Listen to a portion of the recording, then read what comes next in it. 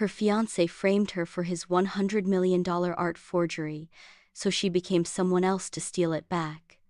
But his target's son knows her secret, and the masterpiece itself will expose them all.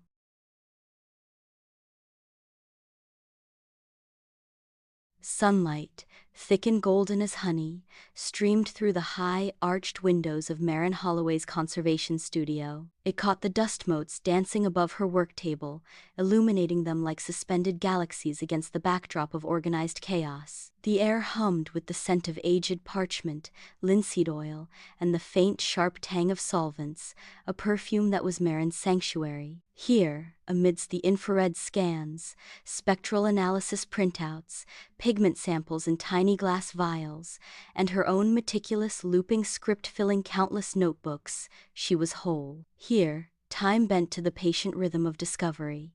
Her focus was absolute, a laser beam trained on the high-resolution digital reproduction displayed on her large monitor. It depicted the lute player's lament, a painting long dismissed as a competent but unremarkable 17th-century copy of a lost Renaissance work. To the untrained eye, it was simply beautiful.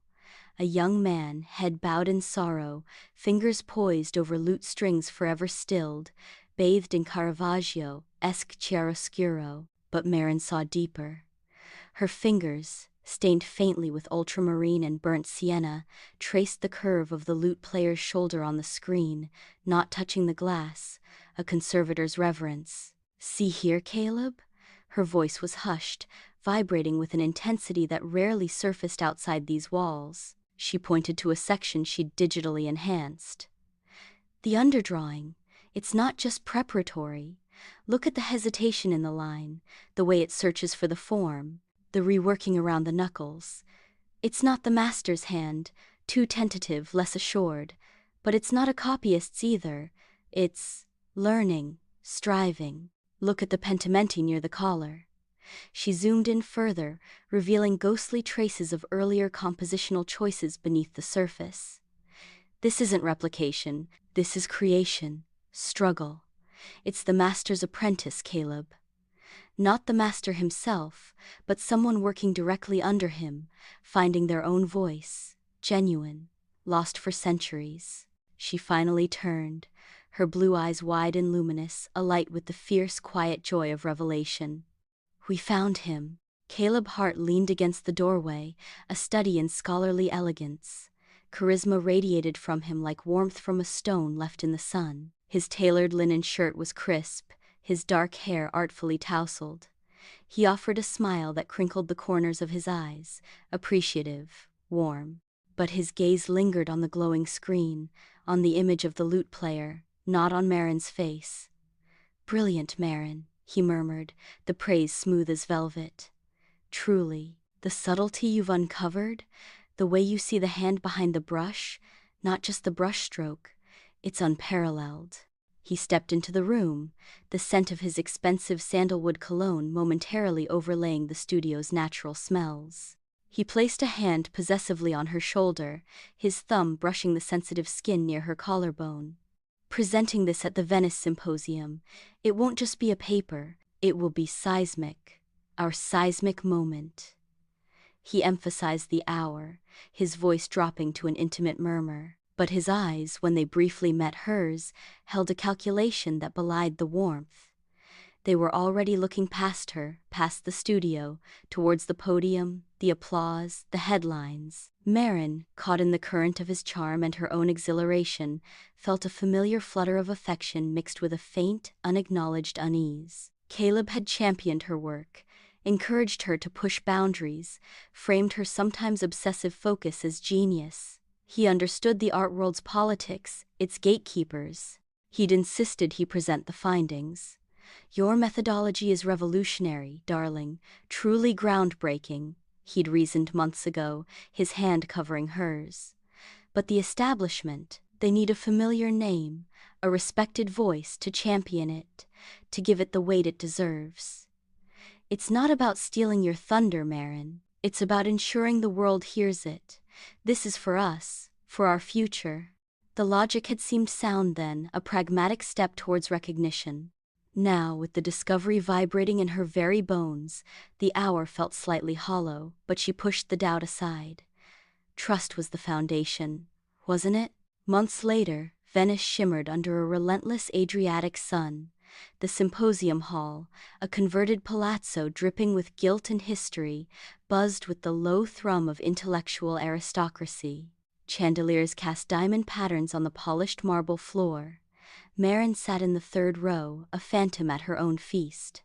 On the stage, bathed in a spotlight, Caleb stood tall and confident. Behind him, projected onto a vast screen, the lute player's lament dominated the room, its melancholic beauty amplified tenfold. And so, Caleb's amplified voice, rich and authoritative, filled the hall. Through rigorous multispectral analysis, cross-referenced dendrochronology of the panel backing, painstaking work conducted over years, and crucially, the identification of these unique pentimenti and underdrawing techniques, he gestured gracefully at the highlighted areas Marin had discovered. We can conclusively attribute this profound work not to a later copyist, but to the master's own, previously undocumented apprentice, working directly within the Florentine workshop circa 1525. A murmur rippled through the audience. Marin's research, her sleepless nights hunched over microscopes, her intuitive leaps born of a deep, almost tactile understanding of pigment and period, all distilled into Caleb's polished narrative. He spoke of the team, but the I was subtly prominent. This discovery, he continued, a note of gravitas entering his tone, fundamentally alters our understanding of the workshop's dynamics, revealing a previously obscured talent whose emotional depth rivals his master's.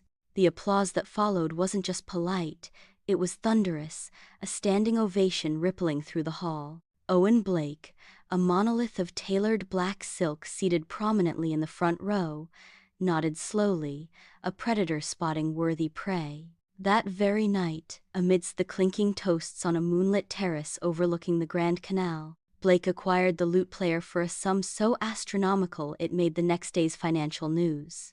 Caleb's star, inextricably linked to the painting, blazed incandescent.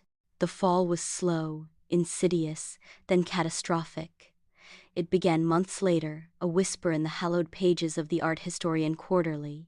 A brief technical note querying the specific refractive index of a green pigment used in the lute's foliage, suggesting it might be a later addition or, perhaps, indicative of a restoration rather than original work. Caleb dismissed it airily to Marin over breakfast. "Jealousy, darling. Pedantry. Ignore the noise."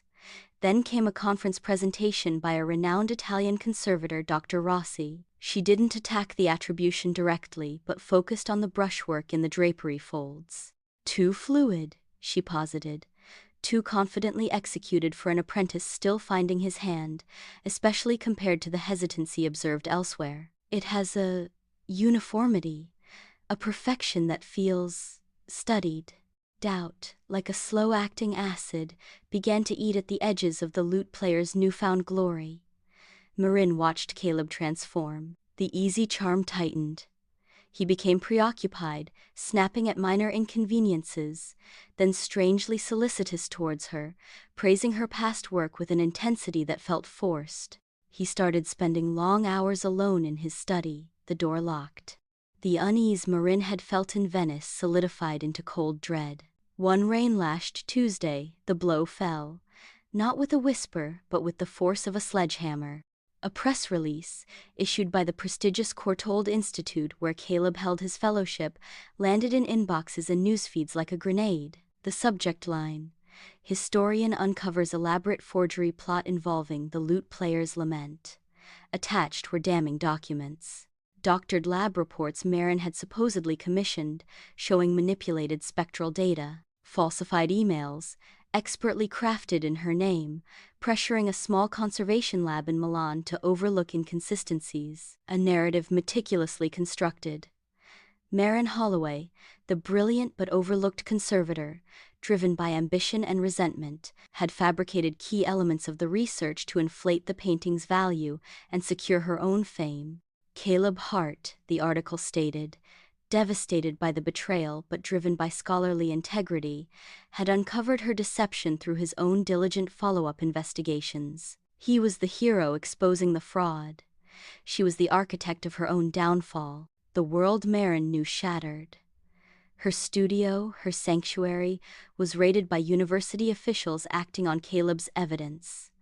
Colleagues she'd known for years crossed the street to avoid her. The phone stopped ringing, except for journalists demanding comment. Her email overflowed with vitriol.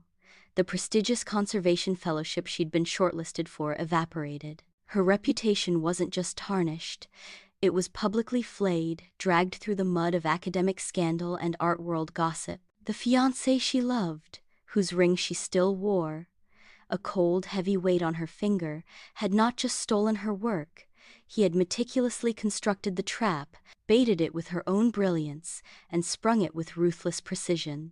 He had weaponized her research to create a multi-million-dollar fake, and then destroyed her utterly to cover his tracks. Devastation wasn't a strong enough word. It was annihilation. She moved through the days like a ghost in her own apartment, the silence a physical weight. Packing the remnants of her professional life, books, a few uncontaminated tools, from her officially condemned studio felt like burying herself. The room echoed with the ghosts of her passion, now twisted into instruments of her disgrace. Kneeling on the cold floor, numb fingers sorting through boxes of discarded notes Caleb had generously allowed her to retrieve, a loose floorboard near his old desk corner shifted under her weight. A hollow space. Inside, not dust, but a slim, black hardcover notebook. Not hers. Caleb's meticulous handwriting filled the pages, not lecture notes, not research ideas. A blueprint for betrayal. Page after page detailed not just how he'd claimed credit, but how he'd altered her findings. He'd subtly shifted her emphasis on the specific blend of lead tin yellow in the highlights to match a known batch used by a notorious forger operating out of Brussels. He'd highlighted her notes on the apprentice's tentative brushwork in the face, but deliberately obscured her observations of the confidence in the drapery. The very thing Dr. Rossi had questioned. He'd cross-referenced her pigment analysis with the forger's known material sources. He'd documented payments routed through shell companies. He hadn't just stolen her discovery, he had commissioned the forgery based on her research, using her own meticulous work as the authenticator's manual. He'd weaponized her genius to create a fake worth millions, and then destroyed her to ensure the weapon was never traced back to him. The final entry, dated the day before the Venice Symposium, chilled her blood. MH's emotional investment perfect. Will ensure discovery presented under my name for maximum impact and unquestioned authority. Contingency. Fabricated ManH fraud trail ready for deployment if authenticity questions arise. Scapegoat secured. The shock was a physical blow, driving the air from her lungs. She collapsed onto the floor, the notebook clutched like a live coal in her hands. Nausea warred with a terrifying emptiness. Then, rising from the frozen depths of despair, came a fury, not hot and blinding, but cold, pure, focused. It burned away the numbness, the grief, leaving behind a diamond-hard core of resolve. Vengeance wouldn't be a scream in the dark or a knife to the heart. It would be surgical, precise. Caleb's empire was built on a lie, the lute player itself. His reputation, his wealth, his smug superiority, all rested on that forged canvas hanging in Owen Blake's vault. To destroy Caleb, she needed to destroy his creation.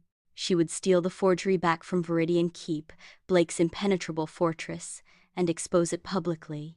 She would shatter his reputation and his fortune with the very object he'd used to build them. She would make the canvas itself scream its own falsity to the world. Marin Holloway ceased to exist.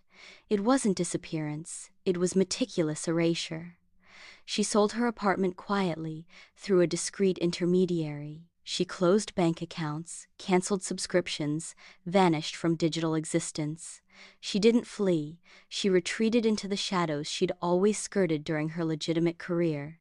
From the periphery of her past, gritty conservation jobs verifying looted antiquities in unstable regions, tracing the provenance of paintings with dubious histories, she summoned forgotten allies.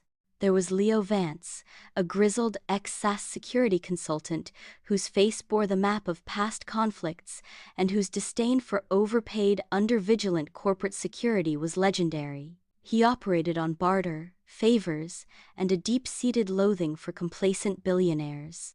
And there was Anya Petrova, a document forger whose skill with ink, paper, and digital trails was as much artistry as crime. Her price was anonymity, and the occasional genuine restoration job on a cherished family heirloom. They were ghosts, like Marin needed to become. Viridian Keep became her obsession. Satellite imagery, thermal scans commissioned through Leo's opaque contacts, architectural plans of the original mansion, and its state-of-the-art subterranean addition, the Chrysalis's vault. She devoured gossip columns detailing Owen Blake's life. His temper, his vanity, his obsession with appearing untouchable. She learned his security was reactive, not proactive, updated only after a perceived threat, never in anticipation. His ego was his greatest vulnerability. The Chrysalis, a marvel of biometrics, laser grids, and seismic sensors, was said to be impregnable. But Marin, trained to find the flaw in the seemingly perfect, knew no system was flawless. Every legend had a crack. She just needed to find it and craft the perfect key. Her body became a tool. Mornings were spent running, building endurance. Evenings involved yoga, honing flexibility and quiet control. She studied, not art history now, but security protocols, lockpicking, both physical and digital, thermal camera limitations, sound frequencies that could disrupt sensors. She learned to blend, to observe without being seen, to project an aura of unassuming competence. Months of relentless preparation, fueled by cold fury and iron discipline, birthed Mara Linwood. Anya crafted her history. Impeccable credentials from the Sorbonne, a real professor, long retired, vaguely remembered a bright student named Linwood. A decade of discreet consultancy for European collectors specializing in Renaissance acquisitions, known for her discretion, sharp eye, and absolute lack of public profile. Her hair, once a sun-streaked brown, was dyed a deep, cool chestnut and cut into a sharp, professional bob. Contact lenses muted her expressive blue eyes to a more common hazel. Her posture was straighter, her movements economical, her gaze guarded. The quiet passion of Marin Holloway was buried deep beneath layers of calculated reserve. Mara Linwood carried no visible scars, only a quiet intensity and a portfolio of fabricated successes. The day arrived. Mara Linwood drove a rented, nondescript sedan through the imposing wrought iron gates of Viridian Keep. The estate sprawled, a testament to obscene wealth. Manicured lawns, artificial lakes, sculptures worth more than neighborhoods.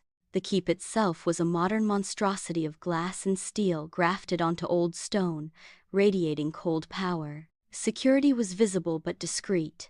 Cameras swiveled silently. Uniformed guards patrolled with bored efficiency. Mara parked, smoothed her tailored trousers, and adjusted the strap of her genuine leather portfolio case. Inside, meticulously arranged, were her credentials and notes on potential acquisitions for Owen Blake. She took a slow, steadying breath, not of fear, but of focus. The cold ember in her chest flared. The lion's den awaited. Mara Linwood walked towards the entrance, her sensible heels clicking on the marble steps, her mind already mapping the path to the Chrysalis, to the forged heart of her vengeance.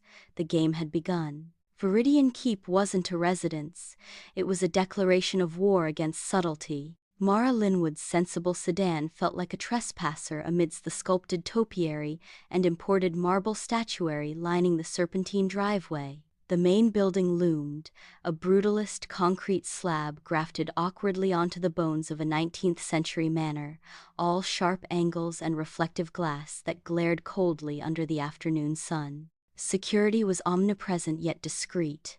Cameras swiveled with silent purpose in the juniper bushes.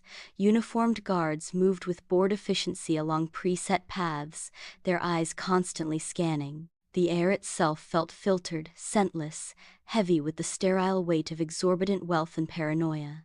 Mara parked in a designated visitor slot, the click of her door echoing too loudly in the unnerving quiet. She smoothed the non-existent wrinkles from her tailored charcoal trousers, adjusted the strap of her genuine, expensive-looking leather portfolio case, Anya's handiwork, down to the worn corners suggesting years of use, and took a slow, deliberate breath. Not of fear, but of immersion. Mara Linwood. Discreet, knowledgeable, unflappable. The cold ember of Marin's vengeance pulsed beneath the calm facade. The interior was a cavernous exercise in intimidation. Vast, echoing spaces were filled with aggressively modern furniture that looked profoundly uncomfortable. Walls were dominated not by warmth, but by statement pieces. A garish Coon's balloon dog gleamed near the entrance. A massive, abstract Richter canvas screamed bloody murder in shades of gray opposite it.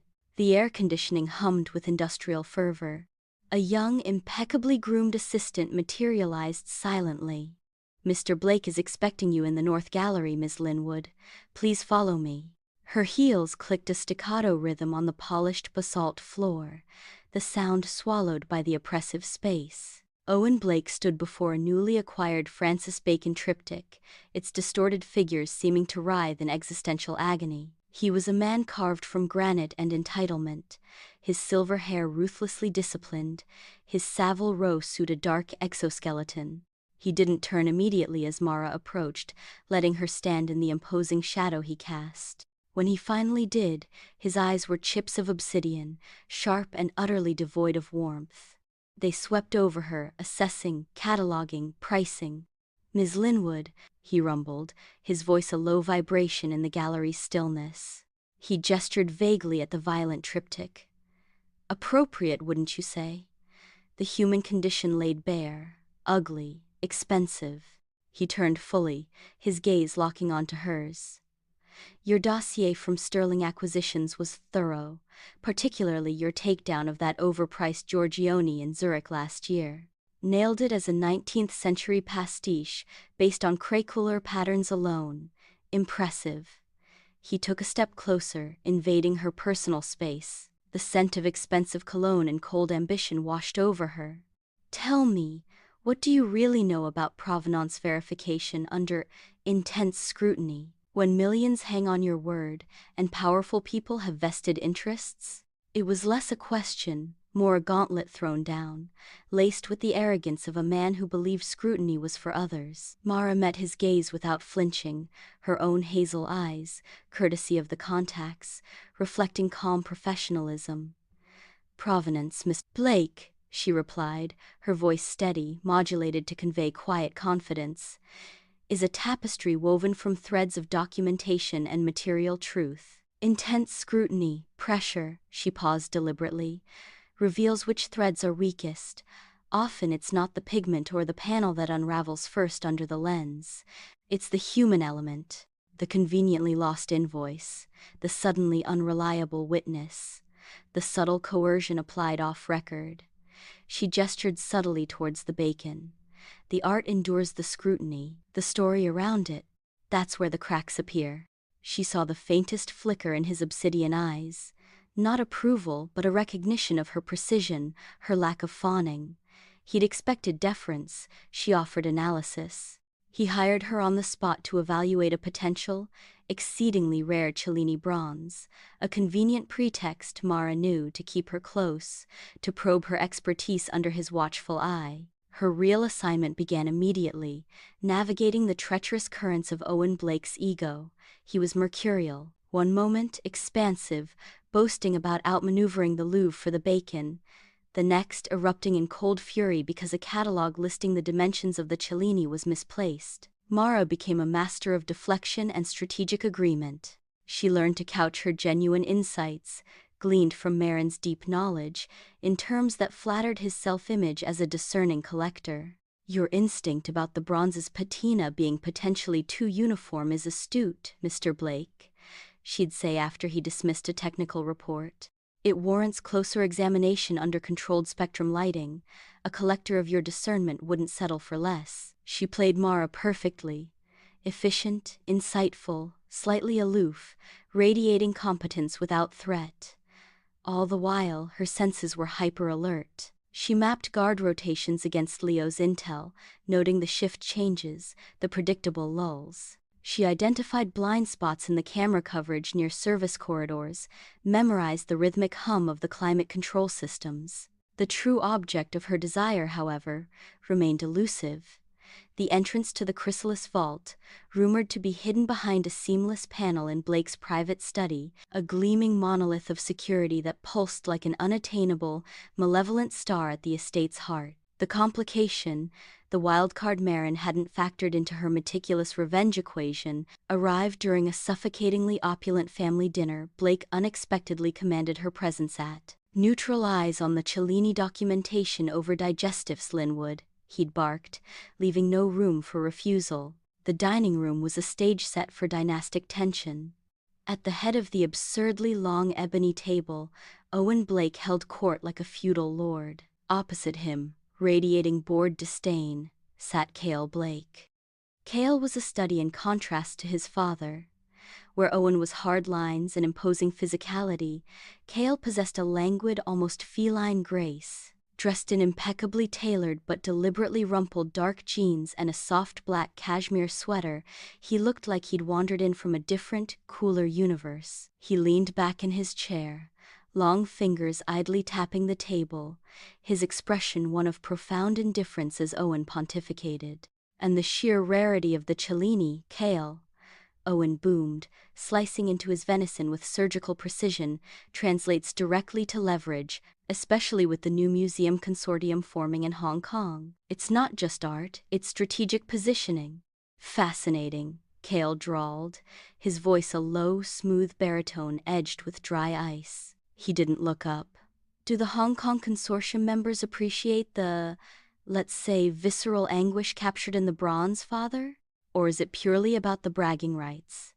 My strategic positioning is shinier than yours? Must be exhausting, constantly trading one obscenely expensive status symbol for a slightly more obscenely expensive one." He finally lifted his gaze, not to his father but to Mara, who sat rigidly beside Owen's financial advisor. His eyes, a startling shade of deep blue-green, like turbulent ocean depths, held an unnerving acuity.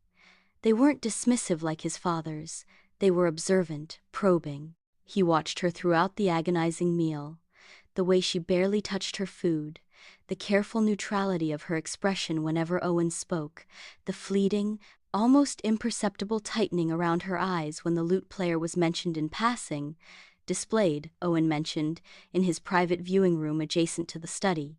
Mara felt like a specimen under a microscope wielded by a particularly dispassionate yet deeply perceptive scientist. Later, seeking refuge from the stifling atmosphere and Owen's oppressive presence, Mara escaped to a shadowed stone terrace overlooking the manicured nightmare of the rear gardens. The cool night air, scented faintly with night-blooming jasmine, was a relief. She leaned against the cold balustrade, closing her eyes for a moment, letting the facade of Mara Linwood slip just enough to feel the strain. "You look," a voice remarked from the darkness behind her, "like you'd rather be cataloging mold spores in a basement archive in Minsk." Kael Blake materialized from the deeper shadows near a potted olive tree. He leaned against the balustrade a few feet away, silhouetted against the lit windows of the keep. "What are you really after, Miss Linwood?" His tone was conversational, yet the question hung heavy in the air. "The undoubtedly generous consultancy fee Owen's tossing your way. Or," he paused, dropping his voice, his gaze fixed on her profile in the dim light, "something considerably more challenging residing inside the chrysalis?" Mara's heart slammed against her ribs like a trapped bird. She kept her face impassive, a mask carved from professional reserve. She turned slightly towards him. "I'm here to evaluate art, Mr. Blake, specifically the Cellini bronze. That's my assignment." "Is it?" He pushed off the balustrade, taking a single, deliberate step closer. His cynicism was a tangible force, a shield polished to a high gleam, but beneath its surface she sensed currents, a keen, restless intelligence, and a profound, bone-deep weariness. "See, I know my father, he continued, his voice dropping lower. He doesn't buy art. He buys trophies, bullets for his ego gun, validation he can hang on a wall. And that lute player he paid Caleb Hart a king's ransom for? Kael shook his head, a humorless smile ghosting across his lips. Something about it feels off, too pristine, too perfectly melancholic, like a beautifully constructed lie. And Caleb Hart's sudden transformation from mildly respected tweed-wearing scholar to flashy art world darling dripping with new money? He let out a short, derisive breath. Money talks, Ms. Linwood, but rarely that loudly, that quickly. It stinks. And you, he tilted his head, studying her intently. You look at the pieces here, even the bacon screaming on the wall, with something my father never will. Actual respect. Maybe even affection. It's unnerving. The air crackled with unspoken accusation and unexpected insight. He suspected the forgery. He despised his father's world with a visceral intensity Mara recognized, a mirror to her own buried rage. The potential he offered was intoxicating, like a draught of pure oxygen, but lethally dangerous. Trusting Blake's estranged son? It was madness. Yet, his access was the skeleton key she lacked, the one element Leo's external reconnaissance couldn't provide. The path to the chrysalis seemed to shimmer into view, paved by Kael's resentment. And if it was a lie? Mara ventured, her voice barely a whisper, husky with a tension that wasn't entirely feigned. What then, Mr. Blake? What would you do with that knowledge? Kael's gaze locked onto hers, the ocean depths in his eyes swirling with something fierce and dark. Then, he said, the word hanging heavy, it would be the perfect grenade to toss into the meticulously curated illusion of his power. Imagine the headlines. Billionaire collector duped by forged masterpiece. The schadenfreude alone would be worth it. He took another step closer, close enough now for her to smell the faint notes of cedar and salt in his cologne. I have things, blueprints of the keep, including the chrysalis annex, that my father thinks I've forgotten or never had. Security shift patterns he believes are state secrets. Biometric override protocols linked to his precious palm and retina scans, protocols his monumental vanity prevents him from updating regularly because he believes himself inviolable. He paused, letting the offer hang. Help me prove the lute player is a fake, Ms. Linwood. Use that keen eye of yours, and I'll help you get close enough to do it. Consider it. Insider destruction. The risk was stratospheric. It was a pact with a potential devil. Yet, the prize. Marin's freedom, Caleb's ruin. It outweighed the terror. The dance began. Their unlikely alliance found its stage in a disused morning room tucked away in a quieter wing of the keep, overlooking a neglected rose garden. Dust sheets covered forgotten furniture, and the air smelled of old paper and damp. Late nights became their clandestine routine. Kael produced rolled schematics, spreading them on a dust-covered Chippendale table. The chrysalis was revealed in terrifying detail, concentric rings of defense, pressure-sensitive floors calibrated to the weight of specific authorized personnel, overlapping laser grids invisible to the naked eye, seismic sensors guarding against tunneling, and the crown jewel, a multi-layered biometric lock requiring Owen's palm print, retina scan, and a vocal passphrase, all verified against a closed-loop system with military-grade encryption. His vanity, Kael explained, pointing a long finger at a subsystem schematic. He thinks biometrics are infallible magic. The system does flag repeated failures, triggering lockdowns and alerts. But a sly, almost predatory smile touched his lips. During a cascade system reboot, say, triggered by a brief, localized power fluctuation, the system runs a diagnostic. For approximately 1.8 seconds, it's vulnerable. It accepts the first valid biometric scan presented without the usual secondary verification checks. And Owen, in his infinite self-regard, once, years ago, in a fit of misplaced paternal something, set me up as a secondary admin profile. He forgot. The system didn't. I still have the codes. One scan during that reboot window, and the inner sanctum unlocks. Marin's mind raced, cross-referencing her conservator's knowledge with the plan. The power fluctuation needed to be precise, localized to the vault's systems, undetectable as sabotage. She remembered the climate control schematics. The environmental systems for the vault are on a dedicated, isolated grid, she said, her voice low with focus. But they draw backup from the main house generator during tests. If we could induce a minor, localized surge on that specific line during a scheduled generator test. Kael's eyes lit up with genuine admiration. During the gala, he has a massive charity gala here next month. Full house, maximum distraction. The generator test is always run at 10 p.m. sharp, a mere formality, but it creates a micro dip on the vault's dedicated backup line. If we amplify that dip just enough, precisely timed. They became co-conspirators in the dusty room. Mara, with her deep understanding of art and security systems, refined the plan, pinpointing the exact junction box controlling the vault's environmental backup feed. Kael, with his insider knowledge and surprising technical aptitude, devised a subtle, untraceable device designed to look like a faulty capacitor that could be installed during a pre-gala safety check Mara could request. They pored over guard rotations, timed patrols, identified the service entrance closest to the target junction box, shielded from the main festivities by a wing of the old manor. The air in the room crackled with shared purpose, a dangerous intimacy forged in the crucible of their mutual target. Working in such dangerous proximity stripped away layers. Kael watched Marin, he still thought of her as Mara, with growing fascination. He saw the way her brow furrowed in intense concentration as she analyzed the spectral signature report of the Cellini bronze Blake had grudgingly provided, a ghost of passionate curiosity momentarily breaking through Mara's reserve.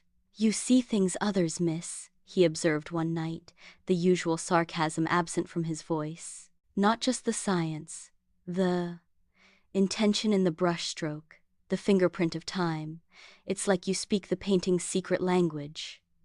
Marin saw past Kael's cynical armor too. She saw the sharp, analytical mind at work, the flashes of dark humor that masked a deep-seated hurt.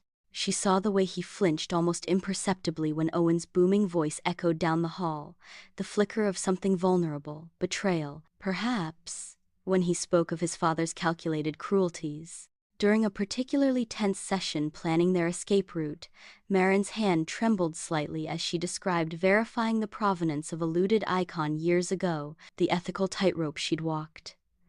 "Sometimes," she'd murmured almost to herself, "authenticating something feels like colluding with the thief."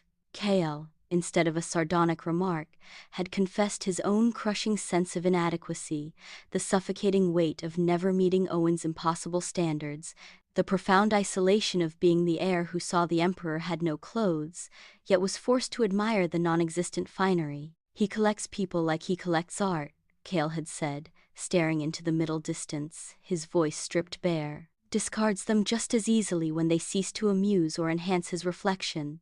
Attraction sparked in the charged space between them, the accidental brush of hands reaching for the same blueprint, the shared tension thrumming like a live wire during a close call, when footsteps echoed unexpectedly outside the door, the way their eyes would meet and hold a fraction too long. Trust remained elusive, a wary truce constantly renegotiated, but something deeper, more perilous took root. A shared vulnerability, a recognition of hidden scars, an undeniable pull that threatened to derail everything. The night of the gala arrived. Viridian Keep was transformed into a glittering cage. Limousines disgorged the art world elite, dripping in diamonds and self-importance. The air vibrated with false laughter, clinking glasses, and the murmur of calculated networking. Mara, clad in a borrowed, elegantly understated black gown, moved through the throng like a shadow. Her senses were hyper-tuned, filtering out the noise, focusing on the countdown in her head.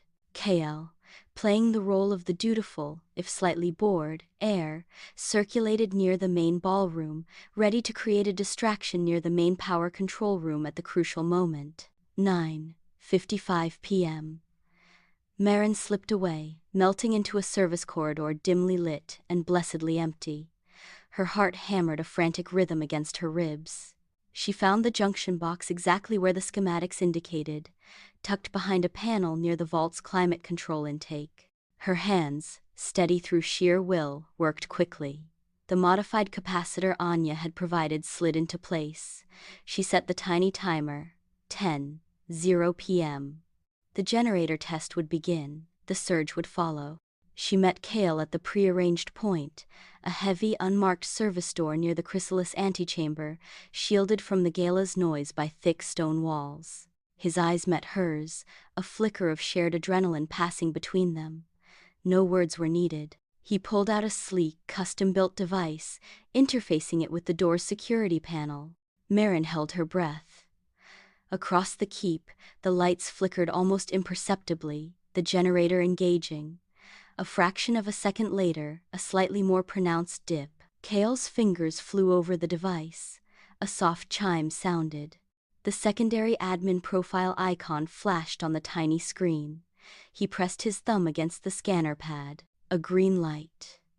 The heavy door hissed open, revealing a stark white antechamber leading to the vault's inner door. Relief warred with heightened tension. They were in Phase 1. The antechamber was sterile, brightly lit, empty. The inner vault door, a massive slab of reinforced steel and composite material, loomed ahead. According to Kael's original intel, bypassing this required his admin code again during the reboot window, which should still be active for a few more seconds. He stepped forward, device ready. Marin scanned the room. Flawless white floor tiles, smooth walls, no visible sensors beyond the obvious camera dome in the ceiling corner, which Kael had assured her was on a loop feed he'd hacked. Kael input the code. The inner door remained inert. "Damn," he muttered, fingers flying again. Systems lagging from the fluctuation. Should still. He took another step towards the door, his right foot landing near the edge of a seemingly identical tile.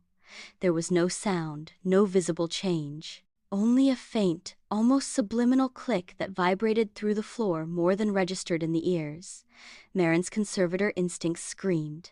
Something was wrong. The air pressure shifted minutely. "Out! Now!" she hissed, pure survival instinct overriding everything. She grabbed Kael's arm, yanking him backwards just as hidden panels in the ceiling and walls whooshed open.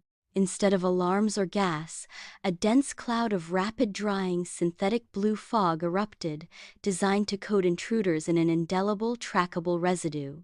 They stumbled back through the outer door as the fog billowed out, slamming it shut just as the main lights in the antechamber snapped back to full, glaring intensity. The hiss of the fog jets continued behind the sealed door. They leaned against the cold stone wall of the service corridor, gasping for breath, untouched by the fog but exposed, hearts pounding like war drums. The silence was deafening. No klaxons, no shouting guards, just the hum of the building and their own ragged breathing. The trap hadn't been for generic intruders. It had been specifically designed for someone with Kael's level of access.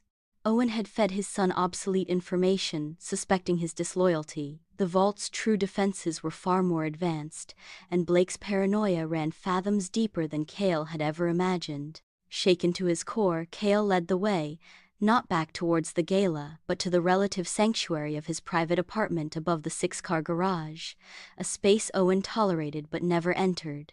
It was a stark contrast to the keep, modern but lived in, filled with books, eclectic art prints Owen despised, and the comforting smell of coffee and old paper. Kael paced the worn rug, running a hand through his dark hair, his usual composure shattered. "He set me up," he breathed, the words laced with a raw, disbelieving hurt. "My own father. He knew I suspected the painting. He knew I'd try something. He used me as bait for his upgraded security test." He stopped pacing, facing Marin, who stood rigidly by the window, watching the distant glow of the gala. His eyes searched hers, not with accusation, but with a desperate need for understanding. "Who are you?" he demanded, his voice rough. "Really? And why does that godforsaken painting matter so much to you that you'd walk straight into a trap like that? What life did it destroy?" The lie Mara Linwood had carefully constructed dissolved on her tongue. The shared terror, the palpable depth of his hurt at his father's betrayal, the dangerous intimacy of this hidden space, it cracked her resolve wide open. The raw truth, the core of Marin Holloway, surged forward. "Because it was stolen," she said, the words escaping like a sigh, rough with unshed tears. "Not just the credit, everything. Trust, reputation, a future. It destroyed a life. Someone who deserved." Her voice broke. She couldn't say her name, couldn't risk it yet, but the raw, unvarnished pain in her voice, the flicker of absolute devastation in her eyes, the eyes of Marin Holloway, not Mara Linwood, was undeniable. Someone who deserved to be believed. Kael stared at her. The cynicism in his eyes warred with a dawning, profound comprehension. He saw the depth of the wound, the source of the cold fury that drove her. He saw the woman beneath the alias, wounded, brilliant, and blazing, with a need for justice that mirrored his own desire to shatter his father's illusions. The air between them thickened, charged with the residue of adrenaline, shared vulnerability, and the magnetic pull they'd fought for weeks. The line between ally and something infinitely more complex blurred, then vanished. He crossed the space between them in 2 strides. His hand came up, not roughly, but with a startling gentleness, cupping her jaw, his thumb brushing the high curve of her cheekbone. His gaze, turbulent and intense, searched hers, asking a silent, urgent question. The kiss wasn't gentle. It was a collision of withheld truths and burgeoning need, a desperate anchor in the storm of deception. His lips were firm, insistent, tasting of desperation. Hers met his with equal fervor, a dam breaking, releasing months of pent-up rage, fear, and an unexpected, terrifying surge of pure longing. Passion flared, hot and undeniable, a dangerous, beautiful complication that threatened to incinerate the carefully laid plans of vengeance. They broke apart, breathless, foreheads resting together for a fleeting moment, the taste of each other mingling with the bitter tang of lies still unspoken. The revenge plot was now inextricably bound to the treacherous, undeniable, and terrifying pull of their hearts. In the silence of the apartment, the echo of the kiss was louder than any alarm. The game had irrevocably changed. The fragile intimacy forged in the aftermath of the failed vault incursion shattered like spun glass. The very air within Viridian Keep seemed to curdle, thick with a tension that had nothing to do with art and everything to do with the venomous presence now polluting its sterile halls. Caleb Hart had arrived, unannounced and unwelcome by anyone except Owen Blake's wounded ego, which craved validation from the discoverer of his now publicly questioned prize. Ostensibly, he was there to authenticate a newly acquired Dutch landscape. Marin, reviewing condition reports for the Chelony bronze in the library's oppressive silence, felt the temperature plummet the moment his smooth, confident baritone echoed down the corridor, the voice that had once whispered endearments and now dripped with concealed malice. Her blood ran cold. He cornered her in a dimly lit alcove off the grand hall, a space filled with an intimidatingly ugly modernist sculpture. The charming mask was gone, replaced by a cold fury that tightened the skin around his eyes. "Marin," he hissed, the name a poisoned dart aimed straight at her core. He stepped closer, invading her space, his expensive cologne suddenly cloying. "Did you truly believe a bottle of hair dye and a pretentious alias could conceal you, Mara Linwood, playing consultant in the Viper's Nest?" His gaze raked over her, dismissive and cruel. "You're a ghost, Holloway, a disgraced, forgotten phantom haunting the ruins of your own making. Whatever pathetic charade you're performing ends now." His voice dropped to a venomous whisper. "Walk away, vanish, disappear back into the gutter you crawled from. Or I tell Blake exactly who his expert really is, the desperate forger who tried to pass off the loot player as real. See how long you last in one of his private holding cells before Interpol drags you away in chains." A cruel, triumphant smirk twisted his lips. "Your little revenge fantasy dies screaming here. I always win." Panic, cold and sharp as an icicle, lanced through Marin's chest, momentarily freezing her breath. Her meticulously constructed house of cards trembled violently. Exposure meant prison, disgrace renewed, and Caleb walking away richer, more untouchable than ever. The chrysalis vault, the forged heart of her vengeance, seemed to recede into impossible distance. She was cornered, the hunter suddenly prey. Before she could formulate a retort, a shadow fell across the alcove entrance. Kael stood there, his face a mask of grim observation. He'd seen Caleb approach her. Caleb, noticing Kael, offered a slick, dismissive nod, the victor acknowledging the irrelevant, and melted back towards the main gallery, leaving Marin standing alone in the suffocating silence, the taste of defeat, familiar and bitter, flooding her mouth. Her world was collapsing again, crushed under Caleb's polished heel. Kael didn't speak. He simply gestured sharply, imperiously, towards the relative sanctuary of his apartment above the garage. The familiar scent of old paper and coffee offered no comfort now. He closed the door with deliberate force, leaning against it, arms crossed. The usual sardonic ease was gone, replaced by a simmering, dangerous stillness. His ocean-green eyes, usually turbulent but open, were now shuttered, impenetrable. "Talk!" he commanded, his voice low, stripped of its usual dry inflection, vibrating with suppressed anger. "Now, who the hell is Caleb Hart to you? Why did he call you Marin?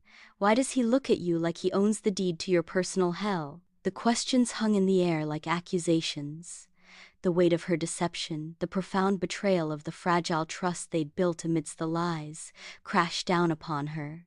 The kiss on the terrace, the shared confessions in the dusty morning room, the electric connection forged in shared danger. It all curdled in the face of Caleb's reappearance and Kael's palpable hurt.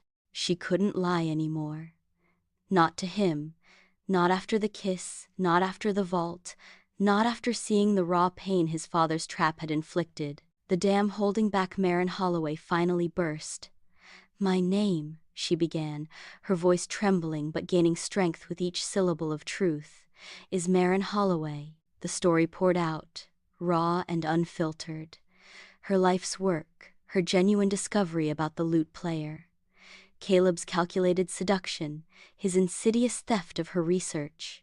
The brutal, meticulously orchestrated framing, the doctored reports, the falsified emails, the public crucifixion that obliterated her career and spirit. Her voice cracked when she described finding his notebook, the irrefutable proof that he hadn't just stolen credit, but had commissioned the forgery based on her work, using her as the scapegoat. "The painting in your father's vault," she finished, her voice raw with years of suppressed agony, tears finally spilling over, tracing paths through Mara Linwood's carefully applied composure, "is the proof. Proof of my innocence and Caleb's monstrous crime. Stealing it back, exposing it, it wasn't just revenge. It was the only way to breathe again, to reclaim my name, my life." She met his devastated gaze, the full weight of her guilt pressing down. "Using you," she choked out, the words thick with genuine remorse. "Using your anger, your access. It was necessary. And I am so desperately, unforgivably sorry for that." Kael stared at her. The depth of her deception was a physical blow, visibly rocking him back a step. The woman he'd kissed, confided in, felt an undeniable pull towards, was built on a foundation of lies. The alias, the fabricated history, the manipulation of his own resentment, it was a tapestry of betrayal. Yet, the raw, unvarnished pain radiating from her, the brutal, undeniable truth of Caleb Hart's calculated evil, resonated with a terrible, clarifying force.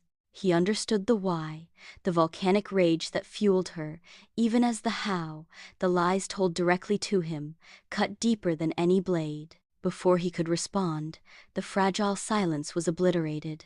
The apartment door burst open with a force that shook the frame. Owen Blake filled the doorway, his face a mask of apoplectic rage, flushed deep purple. Two hulking security guards flanked him, hands resting on holstered weapons. Caleb stood just behind Owen's shoulder, a viper's smile of pure, gloating triumph plastered across his face. "That's her," Caleb jabbed an accusatory finger at Marin, his voice dripping with feigned outrage. Marin Holloway, the disgraced forger I warned you about. She didn't just infiltrate your home, she's been manipulating your son, using him to get to the loot player. She came here to steal it. Owen Blake's burning gaze swept from Marin, standing exposed and vulnerable, to Kael, who remained rigidly still by the door. The betrayal in Owen's eyes wasn't just about security, it was dynastic, personal. Is this true? Owen roared, the sound vibrating in the small space. Spittle flew from his lips. You knew? You aided this? This criminal against your own father? His voice shook with towering ego wounded and paternal fury twisted into something monstrous. Kael didn't look at his father, he looked at Marin. A long, agonizing moment stretched, thick with the weight of her confession, the sting of his own betrayal, and the toxic presence of Caleb and Owen. He saw the terror in Marin's eyes, the acceptance of total defeat, the resignation that Caleb had, once again, won. Then his gaze shifted to Caleb, the architect of all this pain, smug in his momentary victory. He felt the heat of his father's accusing glare. Something profound shifted within Kael. The cynicism, the weariness, the years of resentment coalesced into a cold, diamond-hard resolve. He stepped forward, not towards Marin in defense, but towards the epicenter of the chaos, his father and Caleb. His posture changed, shedding the languid air, revealing a core of steely, unexpected courage. She is lying, father, Kael stated, his voice cutting through the tension like shards of ice, calm and terrifyingly precise. Everyone froze. Owen's rage momentarily faltered in confusion. Caleb's smirk widened into a grotesque grin. Marin's breath hitched. Kael continued, his gaze locking onto Caleb with undisguised contempt. But not about being a thief tonight. He paused, letting the implication hang. Caleb Hart is lying about everything. He pulled a slim, high-end tablet from the inside pocket. With a swift motion, he activated it and synced it wirelessly to the large wall-mounted screen in his living area. Damning evidence flickered to life. Side-by-side comparisons of the loot player's brushwork. One area showing the hesitant, searching strokes Marin had identified as the apprentice's hand. Another section, the drapery, displaying a smooth, confident uniformity that screamed modern technique. Financial records, meticulously traced through layers of shell companies, large payments from Caleb Hart to a known Brussels, base supplier of historically accurate yet illicit Renaissance pigments, a grainy time-stamped audio clip. Caleb's voice, slightly distorted but unmistakable, pressuring a Milan lab technician. Just confirm the lead. Tin yellow matches the batch log, Paolo. Ignore the trace elements. Your bonus depends on discretion. Finally, a screenshot of a chat log between Caleb and the infamous forger known only as the Restorer. Base the drapery folds on the Verrocchio studies. Use the blend from Lot 17. Marin's notes confirm it's plausible for the period. Kael's voice, amplified by the room's silence, was relentless. You bought a fake, father. A brilliantly executed, obscenely expensive fake. Commissioned and paid for by Caleb Hart. He swiped again, bringing up the final piece, the page from Caleb's hidden notebook detailing the alteration of Marin's research, photographed by Marin months before, and now transmitted anonymously to Kael. He stole the research, the genuine discovery, from her. Kael pointed at Marin, his voice gaining power, ringing with conviction. Marin Holloway, the conservator Hart systematically destroyed to cover his tracks. She found the truth about the loot player. He turned it into a weapon to defraud you, and then framed her to take the fall. He turned fully to Owen, his eyes blazing. He played you. He played everyone. And you, father, paid him millions for the privilege. Chaos erupted. Owen Blake's roar was primal, a sound of pure, incandescent rage and profound humiliation. He lunged not at Marin, but at Caleb, his face contorted with apoplectic fury. You dare, you treacherous snake!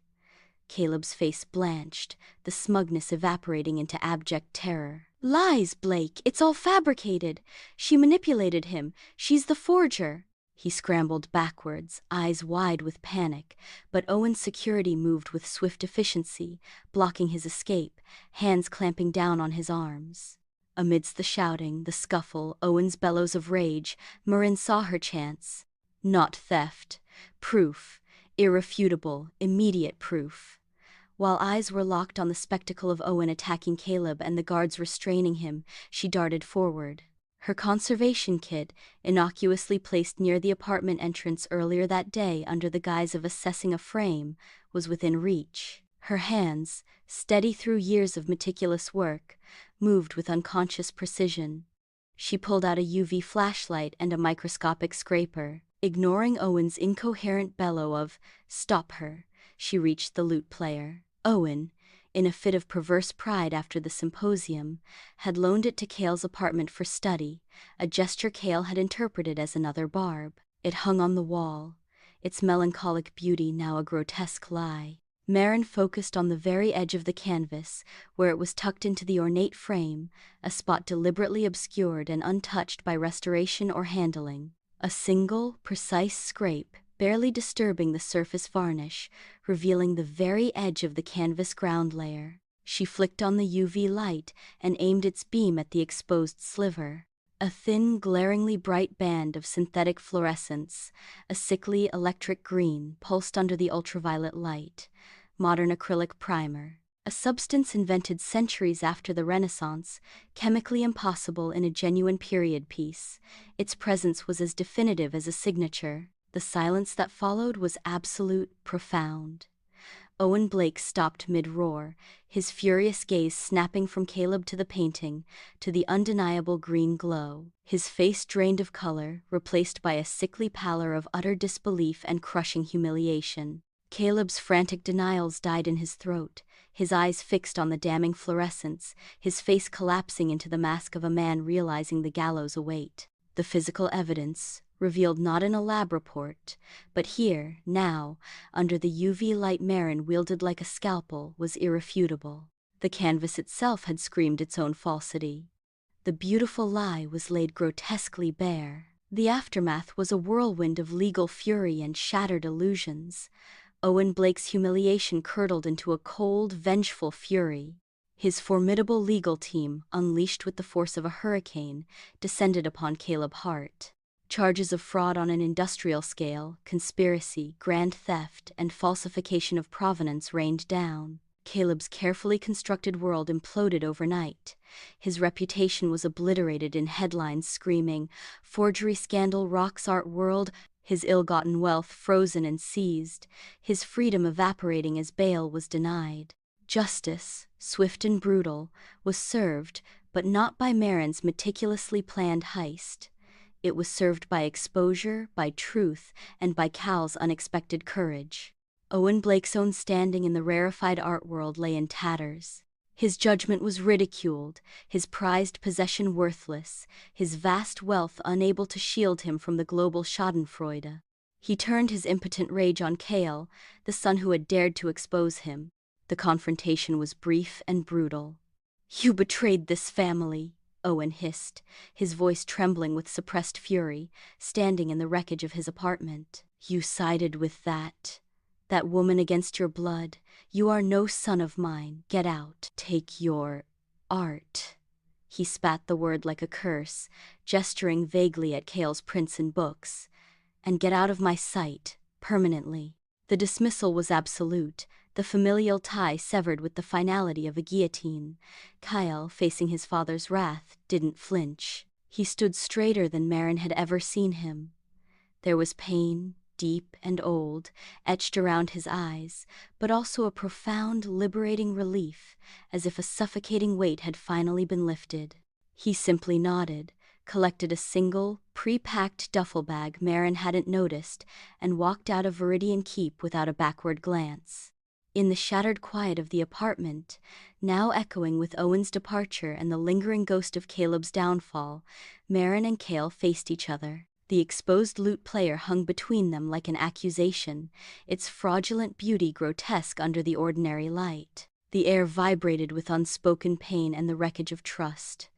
"You got your vengeance," Kael said finally, his voice flat, hollow, stripped of its usual timbre. The warmth she'd come to cherish, the connection forged in shared danger and vulnerability was gone, replaced by a weary, impenetrable distance.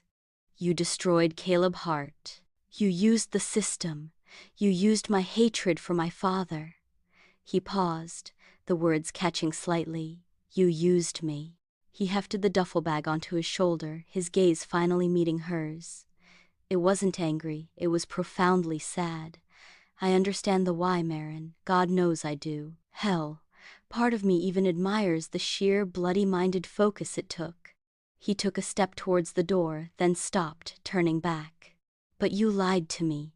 Every word, every conversation, every moment He trailed off, the memory of their kiss on the terrace hanging unspoken but heavy in the air between them, now tainted by deception. I need to know if any of that was real, or if I was just another convenient tool in the conservator's kit, another pigment to be manipulated for the final effect. He didn't wait for an answer he clearly didn't expect to believe. Goodbye, Marin. He walked out, closing the door softly behind him, leaving her standing utterly alone amidst the ruins of her revenge, the taste of victory ashen and hollow in her mouth. The choice was agonizingly clear. Pursue him now, risk driving him further away with desperate pleas born of guilt and need, or let the cold satisfaction of Caleb's downfall be her only reward, embracing the bitterness that had sustained her for so long. Marin chose love, not the ghost of it she'd manipulated, but the fragile, terrifying possibility of something real, something built on truth. She didn't chase Kael immediately. She knew he needed space, needed to process the depth of her deception and his own liberation from his father. She needed to rebuild herself, not as Mara, not as the Avenger, but as Marin Holloway. The road back was arduous. Leveraging the irrefutable evidence Kael had bravely presented and her own physical proof of the forgery, she embarked on a long, legal and professional battle. Art world tribunals were convened, peer reviews scrutinized the evidence. Slowly, painstakingly, the tide turned. Her name was cleared. Articles retracted apologies. The university that fired her offered reinstatement. She declined. Her expertise, once the weapon used against her, became her redemption. She found purpose, not in grand museums, but at a small, respected gallery nestled on a quiet street. The Restored Canvas. It specialized in reclaiming the provenance of overlooked, disputed, and looted artworks.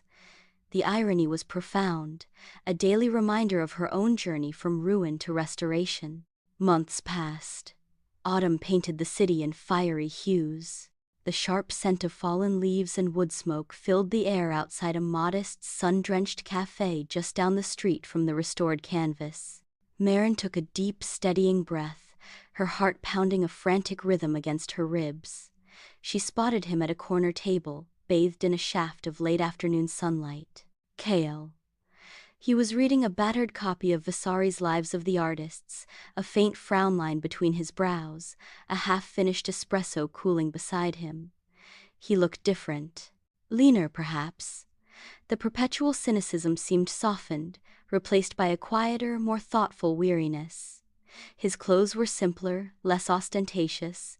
He looked free. She approached, the scent of coffee and baking bread enveloping her. Kael. Her voice was steady, clear, carrying across the small space. He looked up. Surprise flickered in his ocean-green eyes, followed by immediate wariness. The shield was still there, held ready. Marin.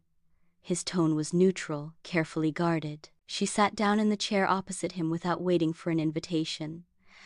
I owe you an apology, she began, meeting his gaze directly, holding nothing back. Not for wanting justice, not for exposing Caleb. He deserved everything he got, and more. She took another breath, the vulnerability terrifying, but necessary. But for the lies, for using your pain, your anger at your father, as leverage in my fight. For not trusting you with the truth from the beginning. For making you feel like a tool. Her voice softened, thick with genuine remorse. It was cruel, it was unfair, and I am deeply, truly sorry. Not for the goal, but for the means. For hurting you. She paused, gathering courage. Everything I said about art, about the damage greed and deceit do, that was real. It came from here. She touched her chest. The connection I felt. She hesitated, the words feeling perilously fragile. That was real too, buried under layers of deception and desperation, but real. I don't expect you to believe me. I don't expect anything. But I wanted you to hear the truth. From me. Starting now. Always. Silence stretched between them, filled only by the gentle clatter of cups from the counter and the distant city hum. Kael closed the book slowly, his gaze never leaving hers. He studied her face, the clear blue eyes no longer hidden behind contacts, the lines of strain softened by time and hard-won peace, the absence of Mara Linwood's calculated reserve. He saw only Marin Holloway, scarred but clear-eyed, standing in the sunlight of her own reclaimed integrity. The old cynical smile touched his lips, but it was different now. Less armor, more a tentative, weary acknowledgement. Less ice, more the pale, hopeful warmth of winter sun. He didn't reach for her hand, he didn't offer easy forgiveness, but he didn't get up and walk away. So, he said finally, the single word heavy with unspoken history, unanswered questions, and the fragile, undeniable possibility of a new beginning. He gestured towards the street, towards the modest gallery sign visible through the cafe window. The restored canvas, a ghost of his familiar dry humor, surfaced. Fitting. He nudged the chair opposite him slightly with his foot, an unspoken invitation to stay, to talk. Just talk. For now. Marin allowed herself a small, tentative breath, the first full breath she felt she'd taken in years. The ghost of the forged lute player, the specter of Caleb Hart, the oppressive shadow of Viridian Keep, all were finally exorcised, their lies laid permanently bare. Before them, uncertain but undeniably present, stretched the blank, fragile canvas of what might come next. The conversation began. It wasn't about the past, not yet. It was about the quiet hum of the cafe, the steam rising from a fresh cup placed before her by a smiling waiter, the way the autumn light gilded the edges of Kael's unruly hair, and the tentative, fragile hope blooming silently between them in the space where truth had finally spoken. The masterpiece of their future remained unmade, but the first honest brushstroke had been laid. Enjoyed the story? Like, subscribe, and hit the bell so you never miss the next one.